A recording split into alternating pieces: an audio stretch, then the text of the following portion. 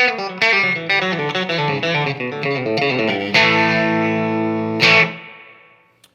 this is Alex at URock, bringing you a gear demo today.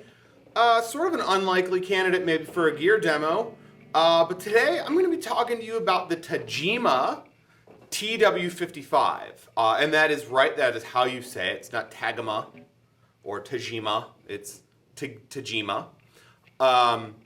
Tagima is a Brazilian company, and they've sort of been trying to infiltrate the US market now for a couple of years. Their main offerings sort of tend to be these, Strat and Tele type guitars. You see a black Strat there behind me. They do make their own models, and they do have some made in Brazil high-end guitars. But that's not what we're going to talk about today. Today, we're just going to talk about cheap Tele knockoffs. And that's crazy, right? Well, no, not really. I think a lot of the time, I can kind of fall into this. Not just me, but a lot of people kind of fall into this thing of like, oh, let's do a gear demo on this nice new guitar that we came out. Well, let me do something on this PRS or this Fender, this Gibson, whatever. But the fact of the matter is at least in my shop, I sell way more budget guitars than I sell high-end guitars, and that makes sense, right? I'm going to sell a whole lot more guitars that are going for $209, and that's all this is, $209, then I'm going to sell for $1,000 plus. So hopefully, if you're in the market for a budget Strat or Tele type guitar, I really want you to consider these. These are unbelievable values for the money. This guy, it's a Tw-55. It's obviously a Tele style guitar. Now, if you look at it, it is a little bit different than a standard Tele. It is not just a rip-off Tele shape. Maybe it's hard to see, but it's a little different. That lower horn for sure protrudes out a little bit. But other than that, it's pretty standard Tele affair. It's got the neck pickup with the chrome cover. It's got the bridge pickup, and this one sits on 3 saddles, not 6 individuals. It's got a volume and tone control on the standard metal plate and a top hat pickup selector. It's got a maple neck. So let me show you some of the detail here.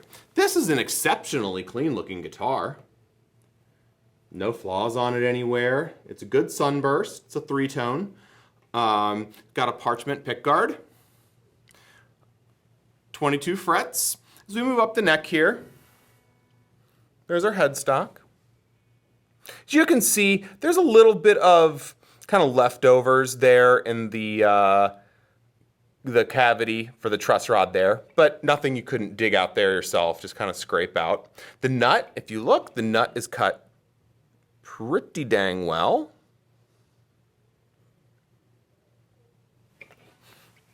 So, this is a Tele. That's all it is. It's a real standard Tele. Doesn't bring anything new to the table as far as Tele goes. But for $209, this thing is killer. So we're on our bridge position here. And by the way, you can see here, I'm playing through a Vox AC-15. It's a pretty standard amp for a lot of country music. So here in our bridge position, right, for most Tele players, that's where we're going to be playing. And it's got very standard bridge sounds.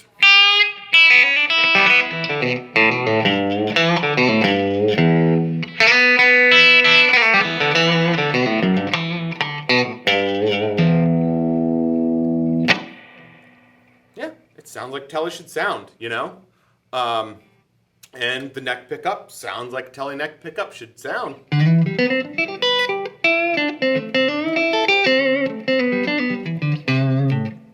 It's a good single chord. These are,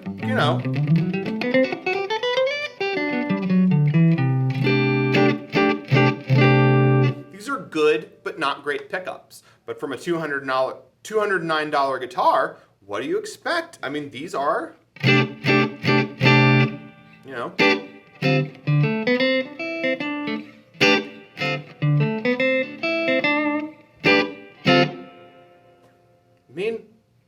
good sounds, You could spend a whole lot more on a guitar to get slightly better sounds.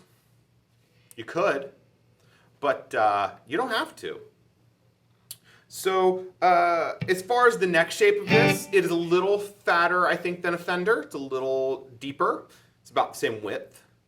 It's a little fatter, but not by a whole lot. Now, it does have a gloss back, and I know how a lot of people feel about gloss backs. But honestly, you know, all the Squier guitars, you know, and all the import G&Ls all have gloss necks too. If you're super against gloss necks, sand it down. So, you know, and that kind of leads me to my next point. One of the best things about this guitar is it would be an exceptional mod platform. If you are if you're a tinkerer, and especially if you're a live player. If you want to have an inexpensive guitar to go out on the road with you, or play beer-soaked bar gigs every night, this would be an exceptional instrument. Because it's good right out of the box. It's fine right out of the box. You could play a gig with it, and there's absolutely no chance that anybody would say, oh my gosh, I can tell you're playing a $200 guitar. Nope. Playing through this setup here, I mean, you know.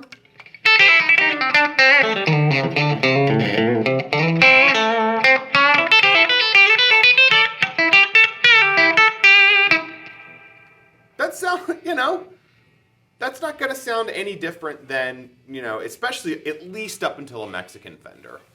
I would definitely say the pickups are on par. But anyway, you know, if you're a live player, you don't want to bring your American Tele on the road, or your Shure, or, you know, any of these high-end boutique manufacturers. If you want a solid guitar that if something happens to it, it's not going to be the end of the world, these guys are for you. It starts at $209, and you put $200 worth of pickups in it. You can get, you know, exceptional high-end boutique pickups. If you wanted to, you could replace the bridge with brass saddles, which I think would be a pretty solid upgrade, especially if you're a country player. That really does help out with the twang. You know, let's say that's $70. Well, you put $270 into this thing, and honestly, it'll be on par with, like I said, at least a Mexican Fender, if not approaching, you know, the American Fender line. The setup is great. Strings are, you know, close but not buzzing.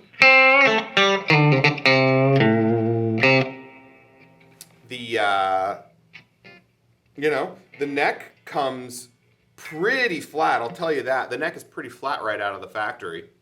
But all in all, if you're looking for a entry-level Tele-type guitar, don't sleep on these.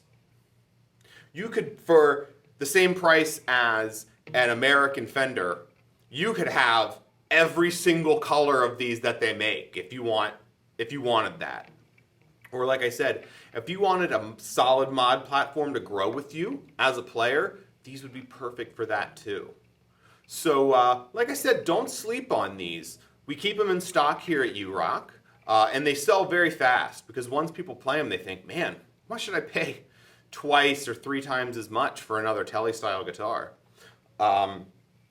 So if you're not local to the Pittsburgh area, find another local Tagima dealer and just go check these out. You really have to play them to believe them. So this has been Alex at U-Rock. These are also on my Reverb page, by the way, reverb.com/U-Rock Music Center.